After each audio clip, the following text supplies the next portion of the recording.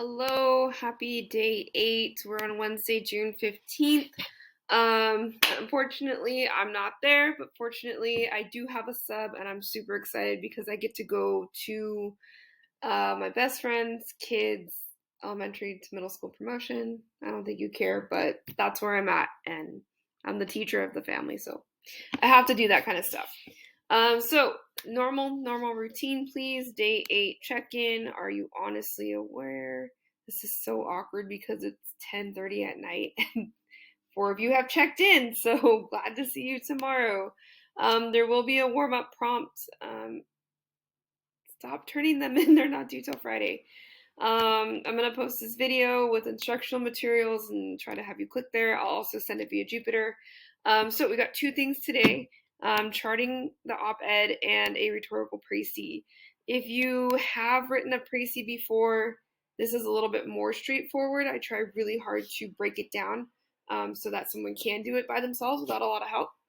If it's insulting to you, if you're a higher level writer and thinker, then I apologize. And the intention is for all learners in my classroom to be able to access this and to be able to do it well. And then the good thing is there's a charting activity, and it is the same text because we've worked with it now for the third time. We did the claims, we did the diction analysis for the rhetorical appeal.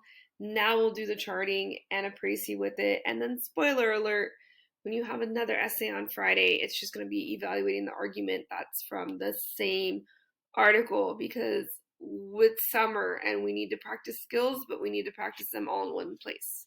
Let me see if I can do this quickly before my time runs out. So we start with charting. We're going to start with charting the op-ed. And it's the same article, Generation Z being resilient and amazing and all those good things. So after every chunk, there is a what the text says and what the author is doing. So just like we did with that really long article on the second day of school, it's the same thing, okay? So what does the text say? So just in this chunk, what is the author, like literally the gist of it, okay? Then what is the author doing? Remember, we've already practiced this once. We practiced this once with the charting. The chart is linked here.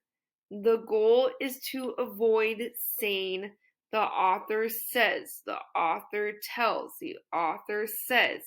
You want to use a specific rhetorically active verb. It strengthens your writing no matter if you're a junior or a senior, pre or post CASP exam, or if you're still taking the LPAC. It really affects these kinds of things, okay? So that's the rhetorically active verb. So in this chunk, what is the writer doing? The writer is describing what kind of issues Gen Z faces. The author is advocating for Gen Z to be more, for other generations to be more empathetic towards Gen Z, because y'all been through a lot.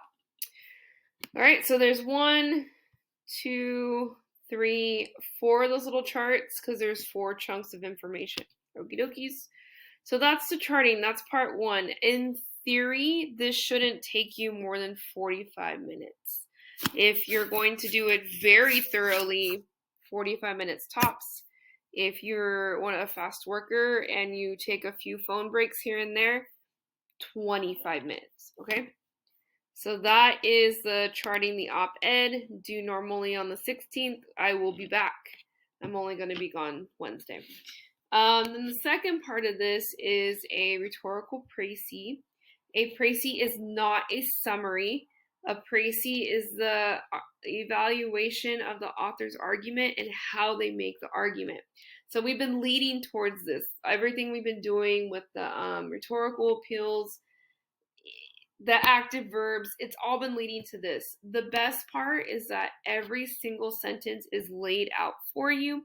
Ooh, I have 30 seconds. This is a terrible, maybe I should pay for this.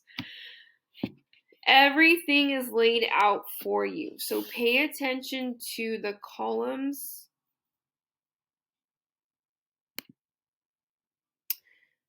As I was saying, the précis is the evaluation of how the author creates and develops and supports their argument.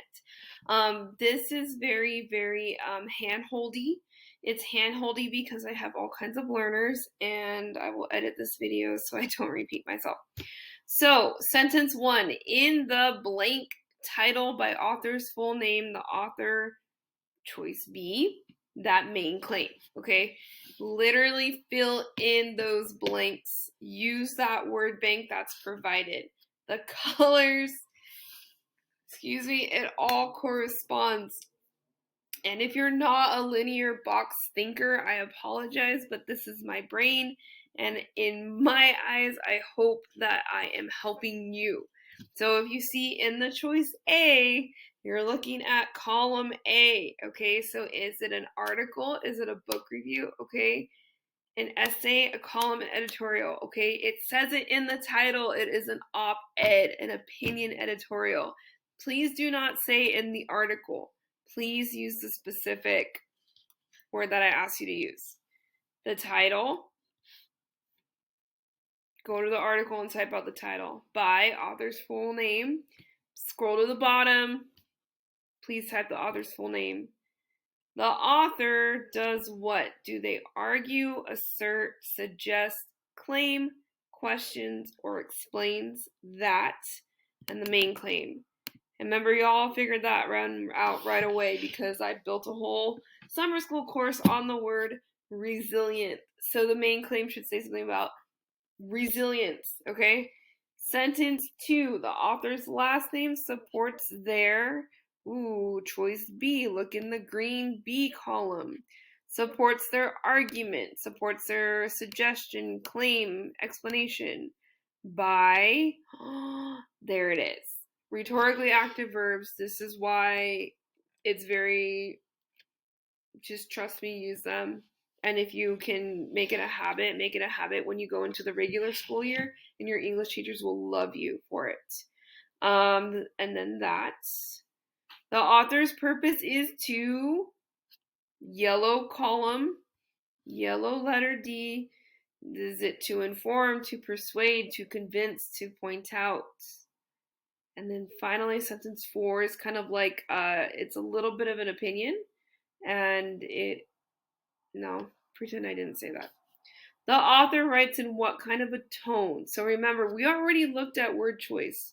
We did that on Monday. That was one of the first things we did. We looked at word choice and whether the author was effective or ineffective at the rhetorical appeal that they chose. And a lot of it is very emotional. They're trying to call Gen Z to action, get them involved in politics, encourage them to make positive change based on the facts and statistics that they provided.